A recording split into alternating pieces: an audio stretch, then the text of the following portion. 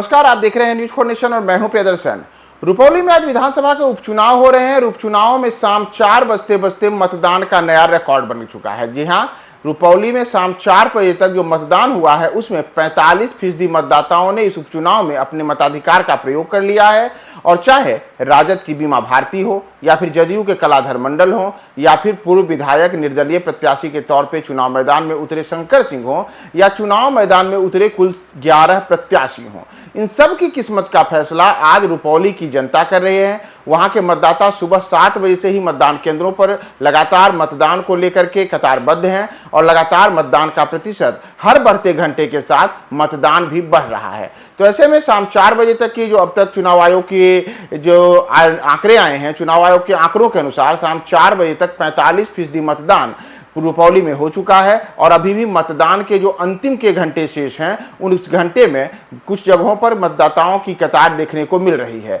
इन सब के बीच सुबह से जो रुपौली में मतदान की प्रक्रिया शुरू हुई है तो उसमें अधिकांश जगहों पर मतदान शांतिपूर्ण ही रहा है। हालांकि 1-2 जगहों पर ऐसी घटनाएं सामने आई जिसमें कुछ जगहों पर मतदाताओं और पुलिसकर्मियों के बीच में तू-तू मैं-मैं हुई। इस वजह से पूर्णिया के डीएम कुंदन कुमार और वहां के एसपी उपेंद्र नाथ वर्मा ने खुद मोर्चा संभाला और ऐसे तत्व जो कि वहां पे चुनाव को लेकर के किसी प्रकार की अशांति फैला रहे थे या फिर जिनकी शिकायत पुलिस कर्मियों से थी कि वह उन्हें मतदान करने से रोक रहे हैं, उन सब पर उन्होंने नकेल कसी और यह भी कहा कि मतदान पूरी तरीके से शांतिपूर्ण है और किसी प्रकार का कहीं कोई व्यवधान सामने नहीं आया है। इन सब के बीच शाम 4 बजे तक का, जैसे मैंने आपको बताया कि शाम 4 बजे तक 45% मतदान हो चुका है। अभी जो अंतिम घंटे के मतदान शेष हैं, उन घंटों के बाद शाम 6 बजे के बाद चुनाव आयोग की ओर से अंतिम आंकड़े जारी किए जाएंगे, जिसके बाद यह पता चलेगा कि चुनाव में इस बार उपचुनाव में कुल कितने प्रतिशत मतदान हुए हैं। और जैसा हम सब जानते हैं कि रुपौली में जो ये उपचुनाव हो रहा है, इसके पीछे मूल कारण यह है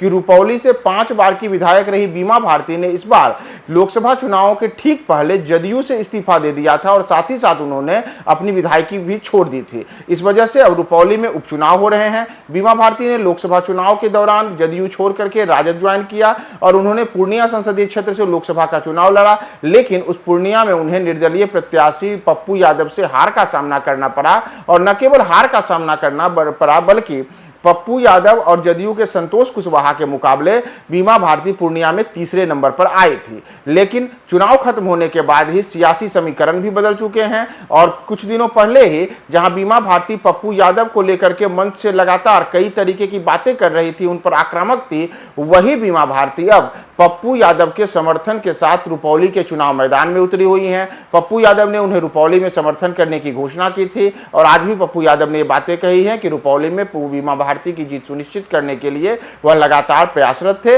और आज भी उन्होंने मतदाताओं से निष्पक्ष होकर के अपना मताधिकार का प्रयोग करने की अपील उन्होंने की है। तो इन सब चीजों के बीच जदयू के जो प्रत्याशी कलाधर मंडल है, उनका अलग दावा है। उन्होंने कहा है कि चुनाव में जदयू की यहां पे जीत निश्चित है और बिहार के मुख्यमंत्री नीतीश कुमार को लेकर के जो भी रुपौली की जनता है वह लगातार विश्वास दिलाती रही है।